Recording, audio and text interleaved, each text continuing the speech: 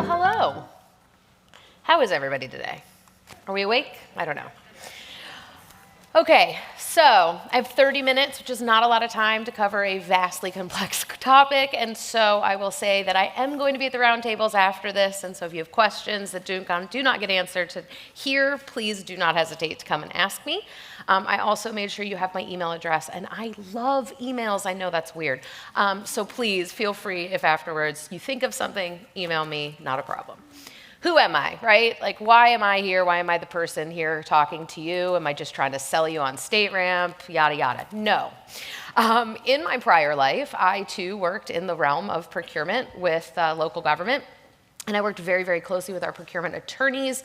I was actually housed in our procurement shop, handling our procurement and contract law, working directly with the attorneys that would finalize our contracts. So I got a really good look at how difficult sometimes it can be to navigate all of the various silos that we have and that exist amongst each individual stakeholder and the needs that they have and that they want. And we have also competing priorities, as you all know, looking upwards, whether that's from politics, whether that's from, just our different competing strategies and strategic plans that we're operating it with. So I do understand your plight, and I want to make sure that you guys are here today learning about this because I think this provides you a unique opportunity to be at the forefront of this process within your teams and advocating for something that could really move the needle and protect your data as a government and protect your citizen data. And it would kind of be nice, I don't know about you all, it's for you to be the ones that are getting cheered on as, hey, we were the yes men this time, not the no guys. So, I don't know. I didn't always like being the no guy. So, I know we have a very diverse group here. So can you tell me about you? Raise your hand. How many of you work directly in or with a procurement office and report up to a chief procurement officer? Okay, that's a good number. How many of you are in your attorney general's office or just have been assigned procurement, but it's not really your area, you don't know a whole lot about it? Okay, we got a few of those. Now here's the real question. How many of you have heard of StateRAMP before? Oh, I love you. Oh, that's awesome. That's great. Okay, that makes my life a little bit easier then. So I've got some slides in here. We're going to move pretty quickly. Like I said, we have 30 minutes. So some of these are in here because if you're anything like me, and I assume some, if not most of you are, you like to dig in after the fact. And I don't want to make it difficult for you to dig in. So if I click rapidly through some of these, understand that that is why. The future of government and technology. As we know, things are regularly increasing in the ways that we utilize technology, both in the way we interface and interact with our customers, right, with our citizens, our constituents, and the way that we interact with each other. The numbers that we're seeing is that by 2025, over 50% of government agencies are predicted to have modernized their critical core legacy applications to improve resilience and agility. That's awesome. It's also really scary if we're not doing what we need to do on the front end to ensure that we are locking the doors and protecting our data. So how did we come to be? How did StateRAMP come to be? Well, we came to be because starting in the mid-1990s, there were lots and lots and lots of cyber threats that came through. And I'm certain that even just looking at these names, you probably remember some of them. They were a big deal. So FedRAMP was established in 2011 following a government breach, and yet we still had some other very large cyber attacks, including SolarWinds, which I'm sure you all remember. Around this time, there was a conversation that was had of, hey, FedRAMP is great. This is a really awesome idea, but how do we translate that to state and local government, education, et cetera? And then this is how StateRAMP was born and founded. It was, as you can imagine, it was undertaken during the pandemic, which was its own kind of lift. But what we found is that people were actually able to really listen, hear what we were trying to do, and say, yeah, this is exactly what we've been looking for. This is what we need. So what is StateRAMP? We're a nonprofit. We have members that are both public and private sectors. Our mission always is to promote the best practices in cloud cyber security and to standardize the approach that we take to verifying cloud solutions. What we've understood is that there's this gap, right, between what providers need and what government entities need. And we want to be the bridge builder between those so that we can help everyone to get to the best form of cybersecurity management that they can. What I want you guys to understand here today is that you have the power to advocate for your own organization's risk management. You don't have to defer this out to, the procurement shop, or more specifically your IT and risk management shops. You should be thinking about this. You should be helping to drive this. It's important that we have people in all areas that know what's going on and are willing to be a touch point. So, what do we do? Our big goal here is for everybody to get the biggest, clearest insight into cybersecurity that's possible when it relates to their business partners. But we also know you don't have a lot of time to do that. So how do we make that easy? Well, verify once, serve many. That is our approach. If we have a system that allows for providers to verify once, go through a standard process, it's a process you all can trust, then ultimately, on your side, you can effectively say, hey, this box has been checked and met, and I can trust that the standard is effective and useful for my needs. The providers can say, hey, I didn't have to do this 12 times in 12 different ways for every organization that I work with. We're rapidly expanding, which I think is really important to know, because the more of you that use this, the larger the impact will be, right? I don't know many providers that want to spend money to do to comply to a standard if they're not required to do it. That's just bad business sense, right? Why would they do that? If you say, hey, a SOC 2 is fine, or hey, I don't really care, just check this box and say that you're doing the thing, I might just do that. I mean, we're not saying anything negative here about providers. They're not trying to be nefarious, but again, they're looking out for what is good for their business. So this allows for you all to know more in a secure manner that something is actually being done. So that number at the top, that 23 participating states, we're really excited about that. And we are talking with another 6 states currently and hoping to add those states to this list. We also, it's not on here, but we also have a number of local governments, and we have a number of educational institutions who are working with us already. And our hope is, again, that those will all continue to grow. These are the slides I'm going to click through because I just don't want to belabor the point, but we are a nonprofit, and so we are set up with a board of directors, and we have several standing committees. These committees are incredible, and we could not do what we do without them. That Standards and Technical Committee, they are working all the time to make sure that we are on the cutting edge and the front of every change that is happening. We align with NIST 853, and we are very closely aligned with FedRAMP. So when FedRAMP is making changes, we're making changes. And that Standards and Technical Committee is regularly reviewing documents, reviewing what's changing, making sure that we are staying up to date so that you can trust that what you are relying on continues to move forward. All of our committee charters can be found here. Again, not going to belabor the point, but you have links if you feel like digging in. So why StateRAMP? I kind of started to say this earlier, right? Cybersecurity is a really complex process. If we have a really complex review, every single state has their own review. It's really business unfriendly. It doesn't work for anybody. It doesn't work for your providers, and it doesn't work for you. So what this allows is one process. Self-attestation. You can trust it, but can you? I think at that point you're just agreeing that looking away is a little bit, is your goal, right? Because we just don't know what we don't know. Ultimately, much like procurement, your IT folks, they are often really under-resourced as well. So how do they actually know that what they're looking at and that the products you are working with are meeting the security policies they have in place? They don't have the bandwidth just like you don't have the bandwidth. So we're taking that burden both off of you in procurement and off of your IT teams, and that's the goal. So for public sector organizations, what we do is we share procurement best practice. We have what we call our procurement best practice toolkit. We're super excited because actually right now we're in partnership with NASPO and working through a task force where we've put together some really great minds in the industry to say, hey, tell us what you're currently doing. Tell us what you think you should be doing.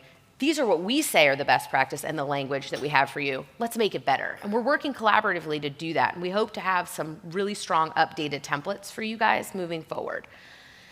We also help you to incorporate documents. We will truly handhold all the way through. So think of us like an extension of your organization without your email address, right? If you want to do this all by yourself, that's fine. We've had some states who say, hey, I've got it, no problem. I just might have some questions along the way. We've got some entities that have said to us, hey, could you just write this for me? Here's my policy. Here's my template for my contract. Like, can you tell me where this goes, fit the language in there, and then I'll look at it and make sure my lawyers like it and we'll be okay. Either is fine. We really do understand the level of work that it takes to institute something new and the lack of bandwidth all of you already have. One of the best things I think about my team, all of our government engagement directors, we have all worked in the public sector. Most of us for our whole careers. So there is nobody, I think, that understands the plight of government employees other than other government employees. We've done it, we know, so reach out, utilize that resource. We also support vendor and stakeholder education. So let's say you are an organization where everything is decentralized, but you know that this is something really good and you want to help gather and pass this information out, we can do that for you. You just give us the names we need to reach out to, we'll do that. You've got a list of vendors that you're gonna be impacting by utilizing StateRAMP, it's not a problem. You just let us know who those vendors are, we're gonna reach out to them, we'll offer them education on what we do, who we are, and how they can get involved. The other thing that's really important, I think, is what we do different than everybody else is we offer insight into what your vendors are doing through continuous monitoring. So this isn't a one and done. This isn't, yep, they checked the box, they met the standard, all is good. No, no, they every month have to go ahead and submit that continuous monitoring, and we're giving you access to that so that you can see that they're actually meeting those needs.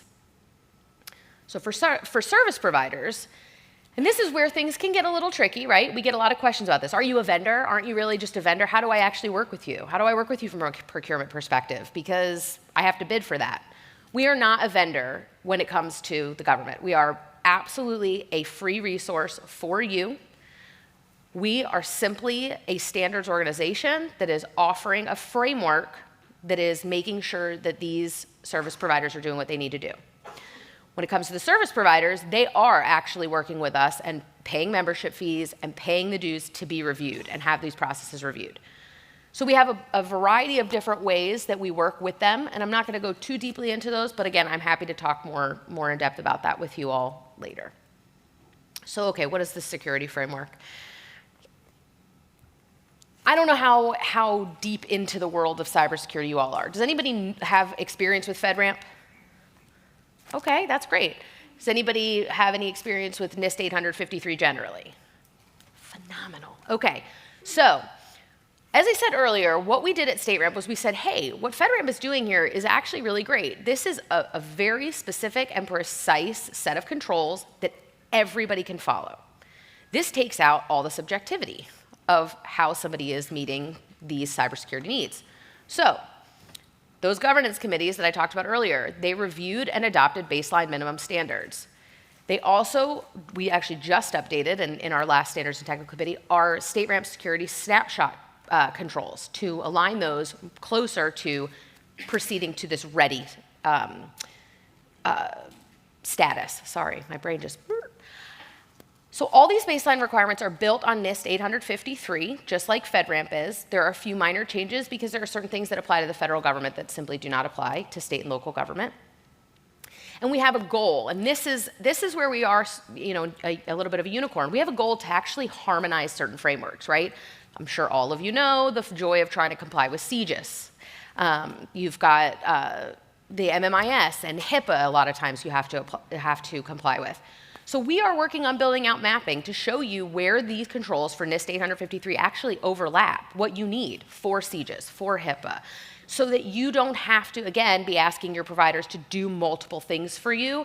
They may have to just do StateRAMP and then a little extra. That's a lot easier for them. It's also a lot easier for you. So how do providers get started with us? One of the things we learned really early on was we couldn't just accept or ask for providers to be ready or authorized. These are really heavy lifts, I'm not gonna lie to you, because you're ensuring that your provider is very secure if they're getting to ready or authorized. So what we ultimately ended up doing after listening to feedback from government, you know, the people in the field, both in IT and in procurement, is how can we move this forward more quickly? Well, that's a StateRAMP security snapshot. And I'm going to talk a little bit more specifically about what that is in later slides.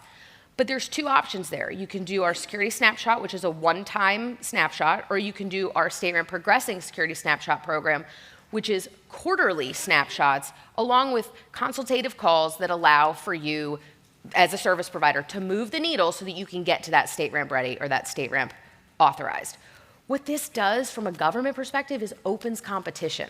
It opens competition from your smallest businesses to your largest businesses and puts people on an even playing field. Because if what you're asking for at the beginning of that procurement is a snapshot, or is for somebody to join the Progressing Snapshot Security Program, suddenly that mom and pop business can compete with your Microsoft or your AWS, because they're being asked to submit the same thing that's affordable for all individuals, or all companies rather.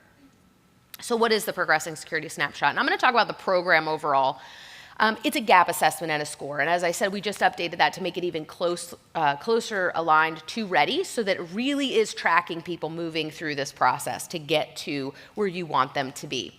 The criteria is based off of NIST 853, and it is independently verified by our PMO, just like they would have to do if they were ready, going through ready or authorized. We also understand that when it comes to procurement, things have to move quickly-ish, right?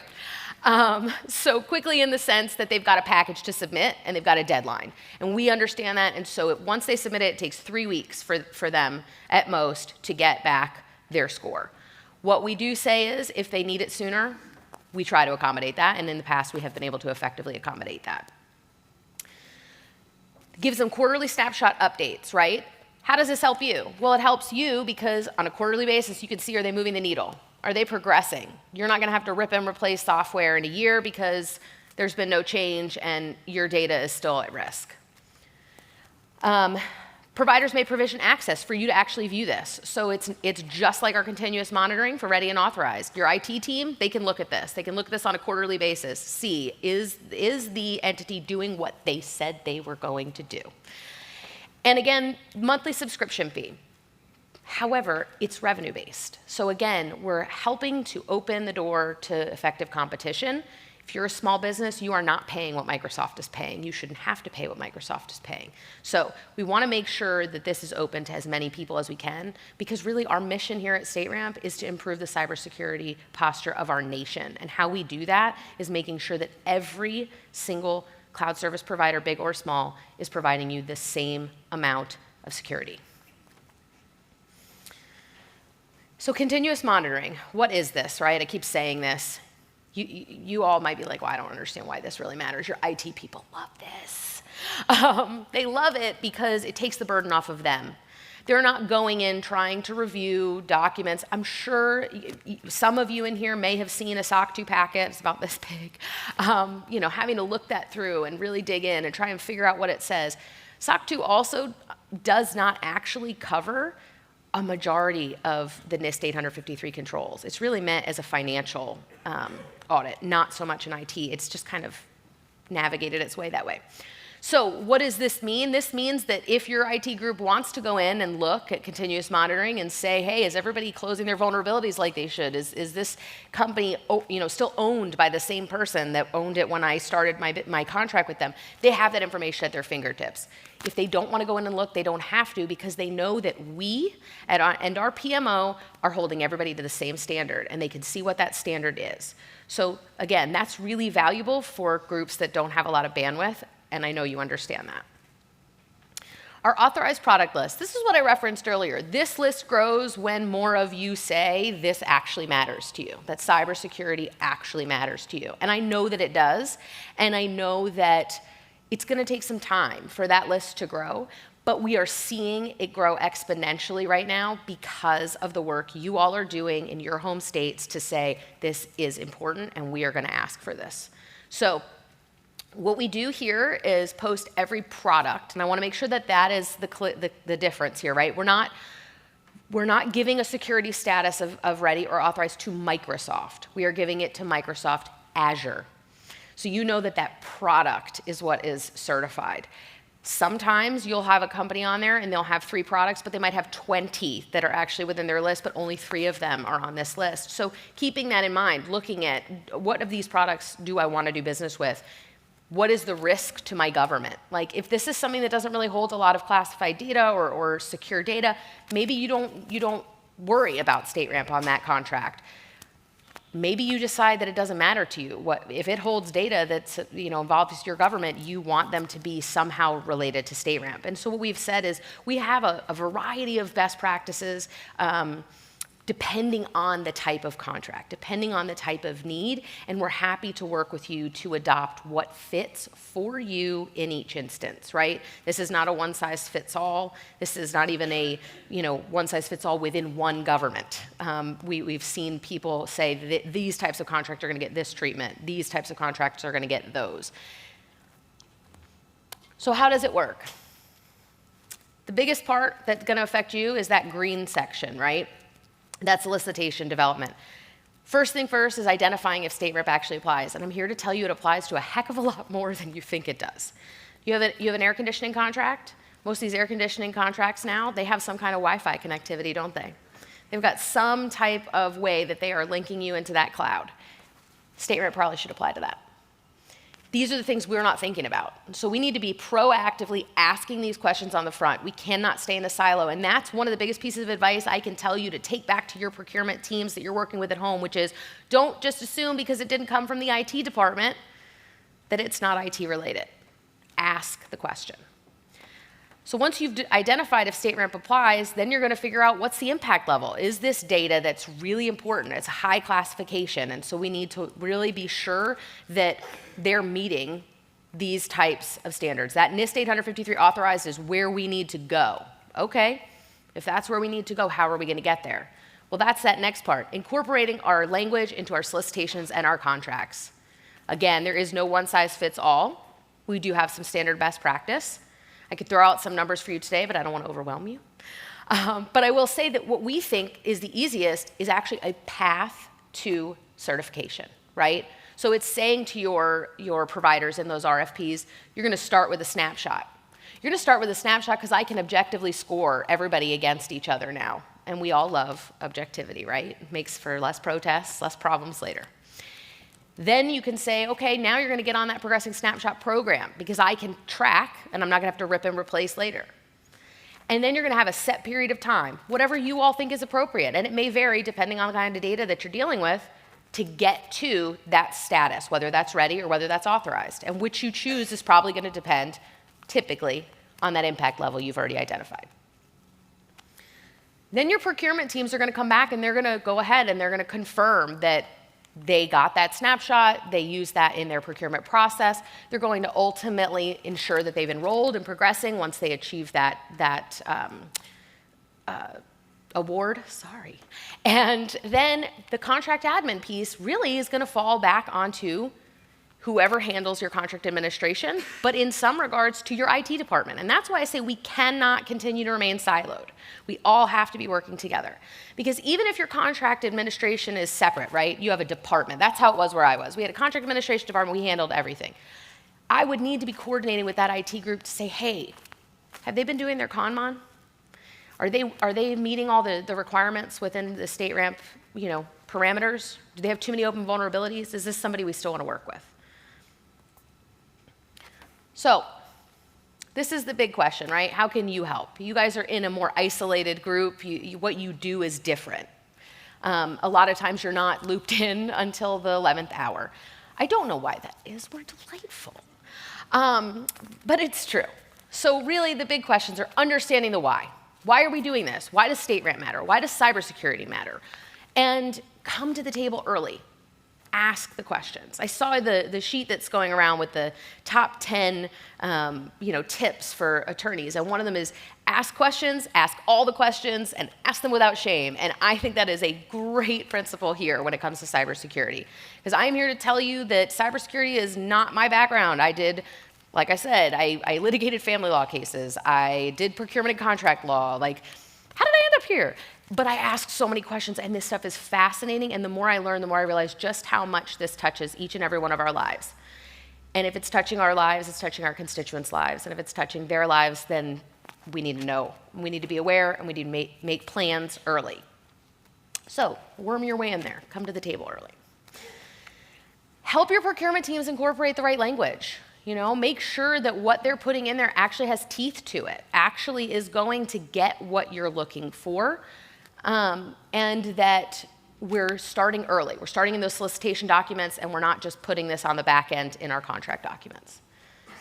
Reach out to my team. Like I said, we really, really are here to help you. We are not that group that says, sure, email us anytime, and then we get your emails and we go, ugh, these people. No, really, we are so excited when we get emails from you. You guys ask the best questions, and a lot of times you ask things we haven't thought about, which is great, because then we take that stuff back to our committees and we say, you know what we're learning? This is what they need, or this is what they wonder. So please, make yourself an integral part of this process. That's what we're looking for, and that is what we want. There is no question too small either, right? Like, just email. You can also stay abreast of changes in the world of cybersecurity and in what's happening with StateRAMP by becoming an individual government member, right? So you can join, you can have your state come on board, and that's great. And that is ultimately, we would love to have every single state represented. But if your state's not quite there, or you just want to know more about what's going on so that maybe you can talk to those important people at your organization, become a StateRAMP individual government member. We're going to send you updates. We're going to make sure you know what's going on. We're going to try and help you move the needle forward in your organization. These are some helpful links that I somewhat covered, and then some that I did not. The future events is awesome. We present, we have webinars. Our 2024, I'm here to tell y'all, our education is going to just explode next year. So for sure, sign up as a government member, but also be checking out that future events site. There's lots of free resources there. I'm a huge advocate of resources. I know NASPO is a huge advocate of resources, so I say use your resources. And I did include, and I believe it is on the app, this list so that they're clickable for you. You can just find them easily. Again, ease is my goal. And then that's really all I've got to say today. That is my email. It's super easy, jessica@stateramp.org. So feel free to ping me with any questions. Like I said, I will make sure you get to the right person. I will be at the roundtables if you don't want to ask any questions loudly here today. But if you do, I stand ready. I have one question from Yes. the live Q&A, which you can all use in the app.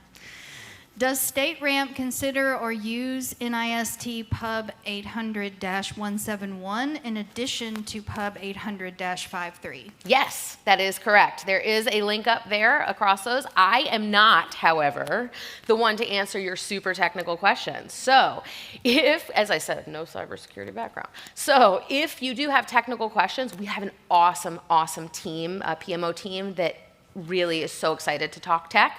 So email me.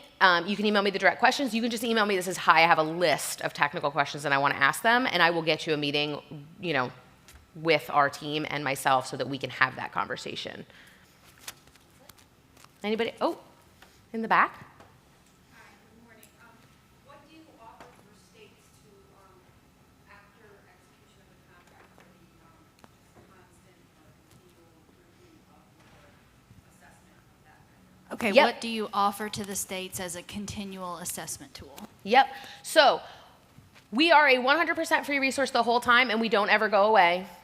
We're kind of like that dust bunny in the back of your closet, always there.